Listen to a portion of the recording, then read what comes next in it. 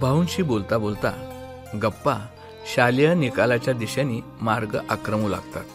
आम्ही म्हणालो, भाऊ, आपण विद्यार्थ्यांना वेगळं घडवतो, त्यांच्यावर इतरत्र न घडून येणारे संस्कार करतो आणि म्हणून शालेय प्रगतीकडे दुर्लक्ष होतं, हे कितपत संयुक्तिक? आपल्या SSC परीक्षांच्या निकालास जी घसरगुंडी लागली आहे ती चिंताजनक आहे. भाऊ म्हणाले, आपण चार भिंतीच्या आत जे जे शिकवतो ते संस्कारा इतकंच महत्वाचं आहे. संस्कार देतो म्हणून 2% निकाल कमी लागला म्हणून बिघडणार नाही, पण त्या कमी पडलेल्या 2% इतके संस्कार मुलात रुजले पाहिजेत, हे मी तुम्हाला सांगतो. आपल्या सर्व शाळांमधून किमान पक्षी 50% तरी निकाल लागायला हवा.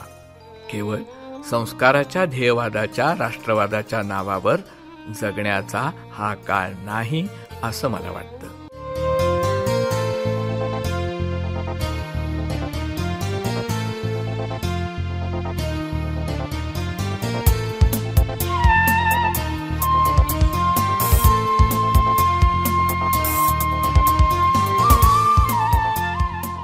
आम्ही मग लोकशाहीवर बोलू लागलो. भाऊ म्हणतात, आपण सर्व आंतरभारतीय सेवा दल आदी तत्व उराशी बाळगून असणारे. आपल्या जीवनाची बैठक विज्ञान निष्ठा, लोकशाही, समताभाव यावर व्हायला हवी. या निष्ठा नुसत्या बाळगून नाही चालणार, त्या आचरल्या गेल्या पाहिजेत. खरे संस्कार आचरणातून होतात, हे मी तुम्हाला सांगतो.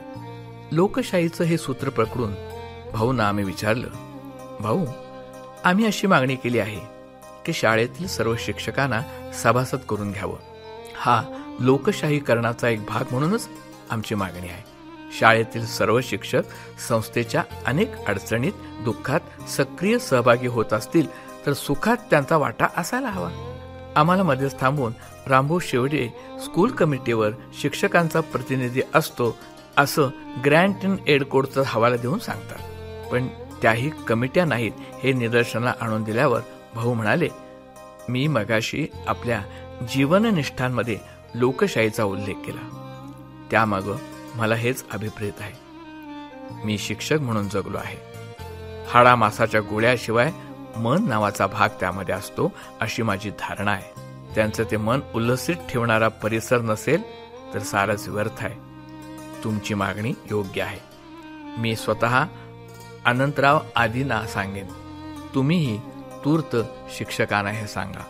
मला शिक्षकांशी बोलायचं आहे. प्रकृतीतून निवांत होईन तेव्हाच ते शक्य आहे. तुम्ही शाळेचं जितकं लोकशाहीकरण करता येईल तितकं करा. मी आजवर अध्यक्ष म्हणून माझी लेखणी वापरली नाही, पण यासाठी वापरावी लागली तर मी केव्हाही तयार आहे. तुम्ही यासाठी निवेदन तयार करा, मी त्यावर पहिली सही करीन. भाऊ जे तडफेने बोलत होते ते ऐकणं एक रोमांचक अनुभवच होता. भाऊंचं हे बाणेदार दर्शन दुर्लभच म्हणावं लागेल. मनाशी मात्र शरमल्यागत वाटलं.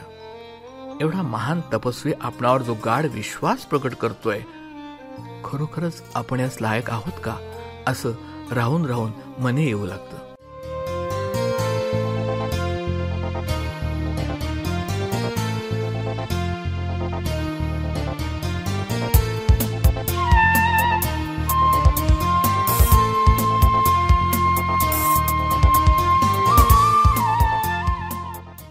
मंदाताई चहा आणण्यासाठी आज जातात.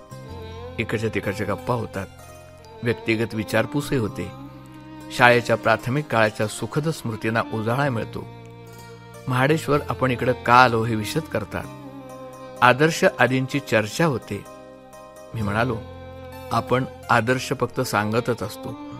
तत्व सांगायला बरी वाटतात, व्यवहार तसा करणं अवघड होतं इत्यादी झाल्यावर भाऊंना विचारलं, या शाळेत मी होतो, आता त्या शिक्षकांशी तात्विक संघर्ष होतो.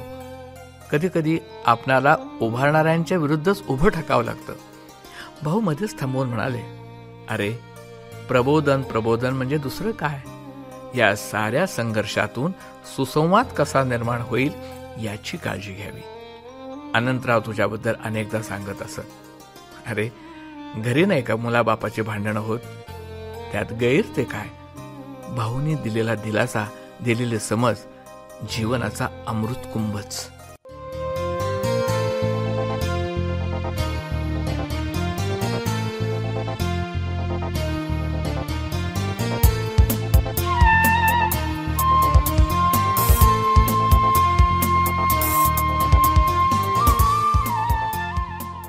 चहापान होतं. निरोप घेऊन निघू लागतो. भाऊ निघताना पुनश्च याद देतात, माझ्या प्रकृतीच्या सबबीवर भेटायचं टाळू नका. माझं प्रेशर कधी लो असायचं, कधी हाय. शाळेचं प्रेशर मात्र बदलता नाही. उठायला मन तयार नसतं, पण नाईलाज असतो. बैठक कधी ना कधी संपायचीच. मंदा त्यांचा निरोप घेऊन नंदादीप मागे टाकतो. तो नंदादीप अखंड तेवत ठेवण्याच्या निश्चयानंच. वाटेत प्राध्यापक पाडगावकरांची योगायोगानं भेट होते. त्यांना स्फोटक वृत्तांत ऐकवतो. तेही आम्हागत भारावून गेल्याची अनुभूती देतात. इतक्या दिवसानंतर आज जेव्हा पुनश्च भाऊंचं स्मरण होतं, तेव्हा वरील चलचित्र तितकंच भावगर्भित करून टाकतं. हा भाऊंच्या प्रतिमेचा आणि प्रतिभेचाच प्रभाव ना. कैलासवासी भाऊंनी या चिंतनात प्रकट केलेले विचार कृतीत आणून विधायक मार्गाने त्या विचारांचा स्वीकार करणं यापेक्षा वेगळी श्रद्धांजली ती कुठली असणार. स्वीकार व्हावा. आपला विनम्र सुनील कुमार लवटे.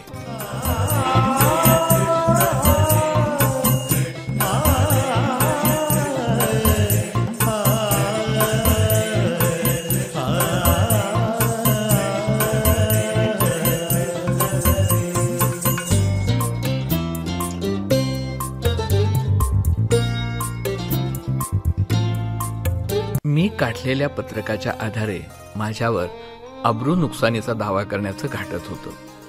रावा शेवडे गुरुजींच्या माझ्या बाजूच्या साक्षीमुळे ते काही घडलं नाही. अंतर्भारतीच्या या पवित्र्यामुळं ध्येयवादावरील माझी श्रद्धा अधिक दृढमूल झाली. लक्षात आलं की इथल्या जमिनीत हे बी रुजणं केवळ अशक्य. इथली जमीन, इथलं आकाश आपलं नव्हे याची तीव्र जाणीव झाली. सप्टेंबरमध्ये भाऊ गेले. ऑक्टोबर महिना अब्रू नुकसानीच्या भयानं तो वाचवण्यात गेला. नोव्हेंबरात शिक्षक संघटनेच्या अध्यक्षपदाच्या निवडीचे नगारे वाजू लागले. मी अध्यक्षपद स्वीकारावं म्हणून सर्वांचा आग्रह होता. शनिवार पेठेतील माझ्या घरी आम्ही जिल्ह्याभरचे 20-25 सहकारी शिक्षक जमलो होतो. संघटना, संस्था, सहकारी यांचं आणि आपलं गणित जमत नसल्याच्या प्रकर्षानं झालेल्या जाणीवेनं मी अध्यक्षपद नाकारलं आणि रावसाहेब मगदुमांसारख्यांना ते स्वीकारावं असं सुचवलं. घरीच यावर अनौपचारिक शिक्कामोर्तब झालं. पुढे त्यांची निवड ही केवळ एक औपचारिक प्रक्रिया होती, ती झाली. इकडं आंतरभारतीय संस्थेतही शिक्षक प्रतिनिधी म्हणून मी करत असलेल्या धडपडीस सकारात्मक प्रतिसाद दिवसेंदिवस कमी होत चालला. 16 फेब्रुवारी 1977 मी संस्थेस सविस्तर पत्र देऊन पाहिलं. चर्चा व्हायची, पण घडायचं काही नाही. आणखीन वर्षभर प्रयत्न केले आणि 10 मार्च 1978 मी विधिवत प्रतिनिधी पदाच्या जबाबदारीतून मुक्त होऊन PhD साठी संशोधन कार्य पूर्णवेळ सुरू केलं. पुढं जून 1979 मी आंतरभारतीमधून राजीनामा देऊन बाहेर पडलो. मी ज्या परिस्थितीच्या मुशीत वाढलो तिनं माझ्या घडणीत एक दोष ठेवल्याचं जाणवलं. कोणतंही काम करायचं ते मन लावून, तन मन धन अर्पून. काम हे उद्दिष्ट केंद्रित ठेवायचं. त्याच्या लक्ष्यावर माझी अढळ श्रद्धा असते. लक्ष्य प्राप्तीस माझं सर्वस्व असतं. हातचं ठेवून काही करणं मला जमत नाही. कामात व्यक्तिद्वेष मला करता येत नाही. उद्देश विरोधी माणसाशी माझं जमत नाही. मी फार कमी माणसं आयुष्यातून वजा मानलीत. त्यांच्याशी माझा कायमचा म्हणजे आज तरी आबोला राहिलाय. अर्थात तो राहिला याचं कारणही त्यांच्या वृत्तीचं कायमपण. हाताची बोटं पण अधिक होतील इतकीच ती माणसं. लोक मला वारंवार विचारतात, तुम्ही तुमचं बरोबर असताना गप्प का बसता? मला जे कुलकर्णी यांच्या पत्रसंग्रहातील प्रसंग अशा वेळी आठवत राहतो. जेएनचीच बहीण ती, प्रभावती तिचं नाव. साधी भोळी, समंजस, सहनशील. तिची एक शेजारीण होती, सौभाग्यवती काणे. ही प्रभावतीनं छळायची, त्रास द्यायची. छळणाऱ्या माणसांची प्रभावतीप्रमाणे मलाही दहशत असते. सरळ मार्गी माणसाला तिरक्या चालीचं उंट दहशतवादी न वाटले तरच आश्चर्य. प्रभावतीचे सौ काण्यांशी समजूतदारपणे गप्प बसणे घरातील साऱ्यांनाच कोड्यात टाकणारे असायचे. काहींचा हास्यास्पदी ठरायचं. तू अशी गप्प का बसतेस विचारल्यावर तिनं दिलेलं उत्तर अधिक भावलं होतं. आजही भावतं. ती म्हणाली, मी गप्प बसले कारण माझी बाजू बरोबर होती म्हणून. जे म्हणतात बाजू बरोबर असली तर आपण जास्त आवाज करतो, पण आपली बाजू बरोबर आहे याच्या समाधानात तिनं भांडायचं नाकारलं. मीही भांडायचं आजवर नाकारत आलोय ते केलेल्या कामाच्या समाधानापोटी. माझा सत्सद विवेक मला नेहमी अशा माणसा संस्थांपासून दूर होण्याचा मार्ग दाखवत आलाय. तो मला समाधान देतो, नव्या कामाची दिशाही. मी जिथं एक काम थांबवतो तिथं दुसरं आपसूक सुरू होतं. कामातील बदल मला नवी उर्मी उभारी देतो. नवे मित्र, नवे मंत्र मला मिळत राहतात. माझं बळ सतत वाढतं.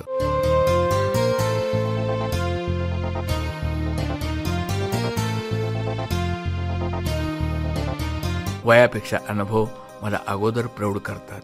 मी अकाली प्रौढ झालो कारण मी अकाली न पेलणारी शिवधनुष्य उचलण्याची साहस करत आलो. प्रत्येक वेळी ती मला उचलता आली, समर्थपणे उचलता आली. याचं समाधान कुणीही हिरावून घेऊ शकतो का? अर्थातच नाही. एपिक्टेट्सच्या स्टॉईक तत्वज्ञानाची बैठक मला सतत भुरळ घालत आली आहे खरी. भाड्याच्या घरात रेखाला घेऊन मी संसार करू लागलो. भाड्याच्या घरात राहणं म्हणजे पारतंत्र्यात राहण्यासारखंच असतं. अर्थात याची मला आणि रेखाला पदोपदी जाणीव होत राहायची. भाडे करू म्हणून तुमचं अस्तित्व सतत दुय्यम राहतं. वीज पाणी म्हणजे घर मालकाचा प्राण असतो. तुम्ही ते कितीही काटकसरीनं वापरलं तरी त्याला ती उधळपट्टीच वाटत राहते. 1972 ते 1988 या काळात आम्ही 9 घरं बदलली. मांजरीण पिल्लांना असुरक्षिततेच्या पोटी वेगवेगळ्या जागी बदलत राहते तशी.